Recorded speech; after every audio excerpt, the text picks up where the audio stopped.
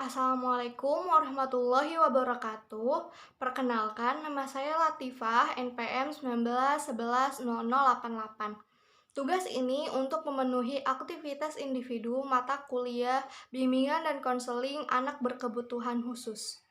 Tentang hambatan dan layanan bimbingan dan konseling, langsung saja yang pertama yaitu hambatan anak berkebutuhan khusus tunadaksa.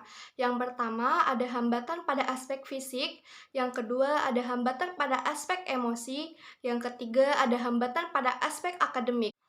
Pada aspek fisik, anak berkebutuhan khusus tunadaksa sulit menyesuaikan diri yang disebabkan keadaan atau kondisi fisik yang dialaminya,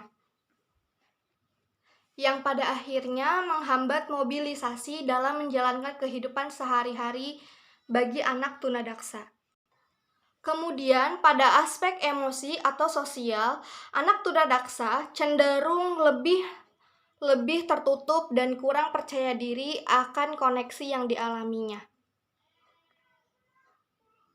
Anak tunadaksa ini cenderung memiliki rasa minder yang amat sangat tinggi, tidak percaya diri dengan kondisi yang ada, dan cenderung memisahkan diri dari lingkungan sosialnya. Kemudian pada aspek akademik, anak tunadaksa yang mengalami pada sistem cerebral mengalami kesulitan. Kemudian, layanan bimbingan dan konseling untuk anak berkebutuhan khusus tunadaksa. Yang pertama ada layanan informasi, yang kedua ada layanan konseling individual, yang ketiga ada layanan konseling kelompok, yang keempat ada layanan bimbingan kelompok, yang kelima ada layanan penempatan dan penyaluran. Pertama, ada layanan informasi. Layanan informasi dapat digunakan untuk menyampaikan terkait dengan kondisi anak tunadaksa ini kepada siswanya langsung ataupun kepada guru sekolah ataupun kepada orang tuanya. Bagaimana layanan ini memberikan informasi terkait faktor atau penyebab ABK tunadaksa yang dimiliki atau dialami oleh siswa tersebut. Lalu menjelaskan kepada siswanya maupun guru di sekolahnya tentang bagaimana cara mengatasi permasalahan yang dialami oleh siswa dengan kondisi tunadaksa. Karena terkadang sikap orang tua cenderung memiliki perasaan kekhawatiran yang berlebih, sehingga perasaan tersebut berdampak mengganggu perkembangan dari siswa tersebut.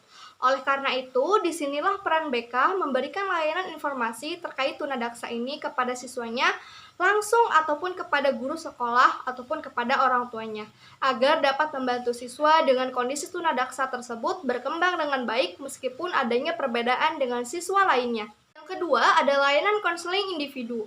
Layanan konseling individu dapat diberikan langsung kepada siswa dengan tipe pertama, yakni memiliki kelainan fisik tetapi secara mental tidak ada masalah. Nah, sedangkan untuk tipe kedua dan ketiga, layanan konseling individu tidak dapat diberikan kepada siswa secara langsung, tetapi layanan ini dapat diberikan kepada orang tua siswa. Nah, adapun hal yang dibahas dalam konseling individu bagi anak tunadaksa adalah bagaimana membentuk sikap orang tua, karena perkembangan konsep diri anak tunadaksa sangat dipengaruhi oleh lingkungan sekitar, khususnya orang tua siswa. Kemudian yang ketiga ada layanan bimbingan kelompok. Layanan bimbingan kelompok ini merupakan suatu layanan yang diberikan kepada ABK tunadaksa terhadap pembahasan secara mayoritas masalah-masalah yang dialami oleh ABK tunadaksa dengan masalah yang serupa, misalnya masalah rendah diri, sehingga dengan ini bertujuan memberikan suatu pencegahan terhadap suatu hambatan adanya perilaku rendah diri. Yang keempat ada layanan konseling kelompok. Layanan konseling kelompok merupakan layanan yang memungkinkan siswa memperoleh kesempatan untuk pembahasan dan mengentaskan masalah pribadinya melalui dinamika kelompok. Nah, dengan tujuan siswa tunadaksa ini dapat memperoleh kesempatan untuk pembahasan dan pengentasan permasalahan pribadi melalui dinamika kelompok. Nah, layanan ini juga dapat bersifat preventif yang merupakan suatu pencegahan dan juga dapat bersifat penyembuhan. Berharap dengan diberikan layanan ini, siswa tunadaksa bisa melihat hal lebih yang ada pada dirinya untuk bisa dikembangkan secara optimal, sehingga tidak melulu merasa diri kurang atau tidak mampu. Yang terakhir ada layanan penempatan dan penyaluran.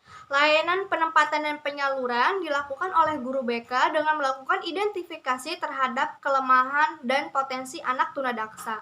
Dengan mengetahui hal tersebut, guru BK dapat melakukan kegiatan penempatan dan penyaluran minat dan bakat yang dimilikinya. Misalnya, seseorang siswa yang memiliki bakat memainkan piano, maka guru BK dapat memberikan dukungan agar ia dapat mengembang kemampuan bermain piano itu sehingga ia merasa diri mampu dan dapat beraktivitas seperti orang normal lainnya. Jalani, nikmati, dan syukuri apa yang dipunya dengan kelengkapan anggota tubuh yang ada, karena kita tidak akan pernah tahu kapan nikmat lengkap ini akan diambil oleh Sang Maha Kuasa. Tetap semangat!